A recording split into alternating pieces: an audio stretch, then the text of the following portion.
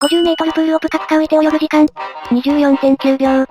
普通に泳ぐと、10.9秒。これめちゃくちゃ速くないか？ちなみに競泳50メートルの世界記録は20.9秒ね。そんなさらっと人類超えるな。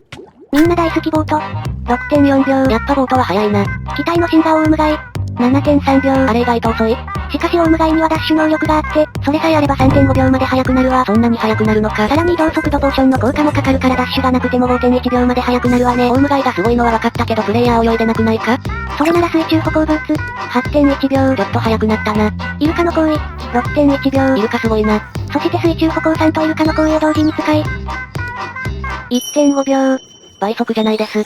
そしてここからは何でもあり。水流エレベーター。4.6 秒。上に行くのを泳ぐって言っていいのか？激流トライデント。3.8 秒。いやもうこれは泳いでないだろ。移動速度レベル255オウムガイ。0.1 秒。ちなみにこの状態でダッシュすると空を飛べるわ。ぶっ飛びすぎだろ。